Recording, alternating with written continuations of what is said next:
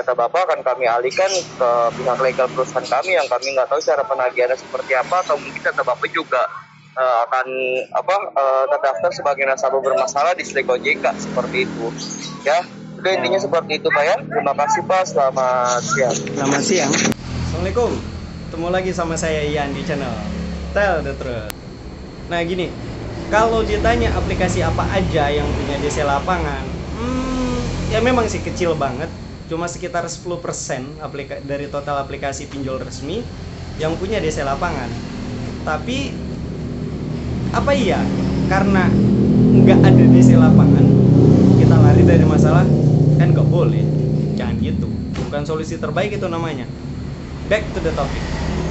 Kalau seandainya nih ya, seandainya pinjol ada DC lapangannya, gimana cara kita ngadepinnya?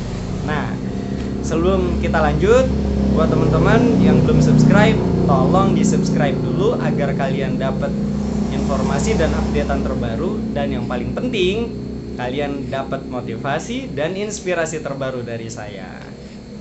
Oke, kita lanjut nih teman-teman. Kalau suatu hari kalian dapat kunjungan dari DC, atau kalian selalu bertanya kenapa itu aplikasi apa aja yang punya DC, saya akan bertanya sama kalian, seberapa kalian merasa bersalah atas hutang yang belum kalian bayarkan ke pinjol tersebut? Ayo, ngerasa bersalah banget nggak?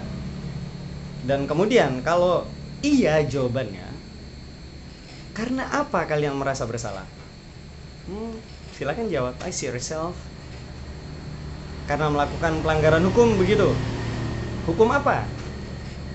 Pidana, yang berkenaan dengan pidana nih, pemalsuan data dan lain sebagainya.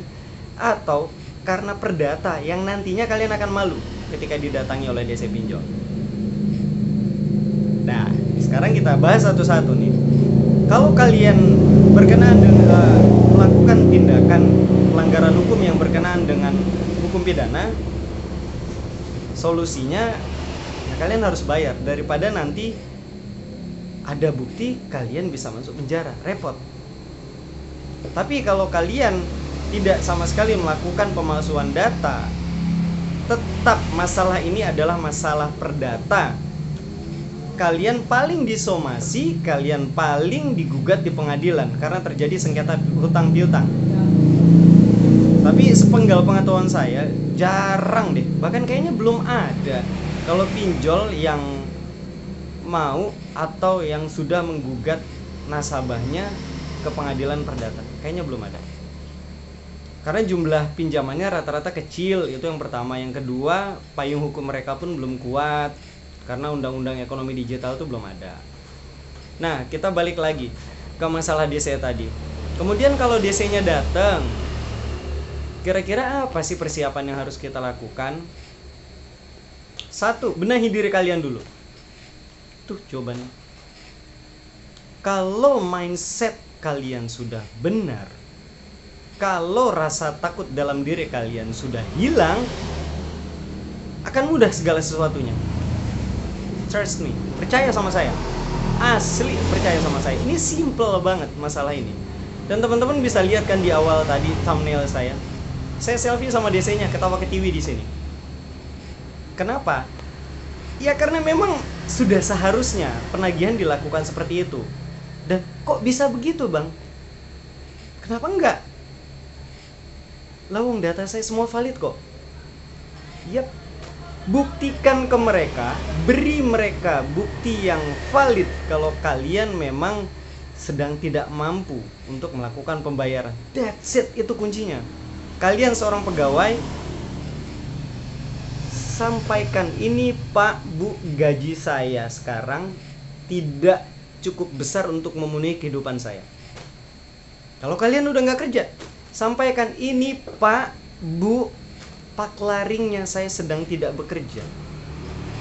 Kalau kalian pelaku usaha, sampaikan catatan keuangan kalian, pembukuan kalian. Kalau perlu bikin SKTM. Jawabannya. Lanjut di tahapan berikutnya. Kalau DC-nya kayak DC yang satu itu tuh, yang lagi viral belakangan ini di kalangan pinjolers, DC Kredivo ya kan, yang barbar banget melakukan penagihannya. Salah nggak tuh bang penagihan kayak begitu? Jelas salah. Yang pertama kalian harus tahu, surat tugas itu kalau mereka bisa nunjukin ID card, kalian tanya surat tugasnya.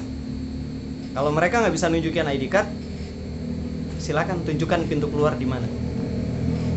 Poin kedua, surat tugas itu ditunjukkan untuk siapa? Kalau ada DC 3 orang, pasti cuma satu yang ditunjuk oleh pihak perusahaan untuk melakukan penagihan ke kalian. Oke, berarti 2 orang temannya silakan tunggu di luar. Atau kalau mau datang, mau masuk ke dalam rumah kalian, silakan saja. Tapi nggak boleh ikut campur melakukan penagihan. Ketika mereka ikut campur, namanya intimidasi. Dan itu dilarang. Jadi mas, menurut Bapak, yang terdaftar di OJK itu nagihnya semua dengan sopan santun? Sudah, kita juga ada sertifikasi. Poin ketiga, kalian tanya, mana bukti perjanjian saya, mana rincian tagihan saya. Kalau mereka cuma sebatas pegang handphone dan lain sebagainya, kalian juga pegang, itu boleh. Tapi akan lebih afdol kalau mereka ada historinya, mereka bawa catatannya. Karena biasanya collection pasti punya. Oke. Poin selanjutnya, poin keempat ya. Kalian tanya, mana sertifikat dari AFPI kalau memang itu DC dari aplikasi. Kalau itu DC eksternal, pihak kedua atau lembaga lain yang disewa oleh pihak aplikasi atau penyedia layanan, kalian tanya, mana sertifikasi dari APPI? Tuh. Kenapa seperti itu? Itu legalitas mereka. Kalau kita berkendara, kita harus punya SIM, ya itulah SIM mereka. Kalau itu nggak ada, gimana bang? Tidak sah, mereka DC ilegal. Artinya, ketika mereka melakukan pelanggaran-pelanggaran kode etik, kita nggak bisa nuntut kemana-mana. Kita nggak bisa komplain, kita nggak bisa mengajukan menyampaikan keluh kesah kita, kira-kira begitulah. Kemudian pada saat DC datang ke tempat kalian, record semuanya, rekam dengan baik, simpan rekaman itu, karena itu akan jadi barang bukti buat kalian ketika mereka melakukan penagihan yang di luar SOP, standar operasional prosedur. Nah, kemudian begini, kalau nanti mereka, mana tagihan Anda, mana pembayaran Anda, ya Anda sampaikan dengan segala bukti yang Anda punya, begitu loh. Kemudian kalau ini nih poin penting nih, seandainya mereka bicara keras, nggak apa-apa, hak mereka, selama tidak mengganggu ketertiban di lingkungan sekitar kita. Tuh poinnya. Tapi kalau mereka berbicara kasar walaupun dengan nada yang pelan, itu nggak boleh. Ingat, bicara keras dengan bicara kasar itu 2 hal yang berbeda. Kalian harus bisa bedain itu semua. Contoh kalimatnya begini, ya Anda bayar, ini tagihan Anda, ini tanggung jawab Anda untuk melakukan pembayaran. Sah, nggak melanggar hukum, nggak menyinggung hukum pidana gitu, nggak ada delik hukumnya. Tapi kalau lu bayar monyet, nah, kata-kata kasar itu beda dengan kata-kata keras. Kalimat kasar beda dengan kalimat keras. Kalian harus paham masalah itu. Saran saya, simak semua kalimat yang mereka ucapkan dengan baik. Abaikan nada bicaranya. Karena nada bicara itu yang akan jadi senjata buat nyerang kita para nasabah, khususnya nasabah yang belum melakukan pembayaran dan yang masih belum kuat mentalnya dan yang masih dirundung rasa takut.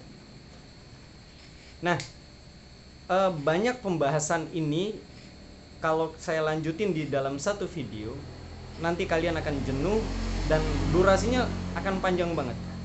Nanti penjabaran selanjutnya nanti akan saya bahas di video berikutnya ya. Hal-hal apa aja yang harus dihindari saat kita berhadapan dengan DC, kemudian cara negosiasi dengan mereka seperti apa, itu nanti akan saya sampaikan di video berikutnya. Nah, cukup sampai sini dulu apa yang bisa saya sampaikan.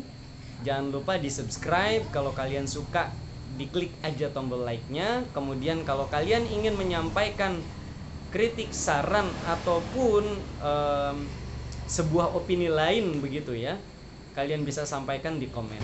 Always tell the truth. See ya.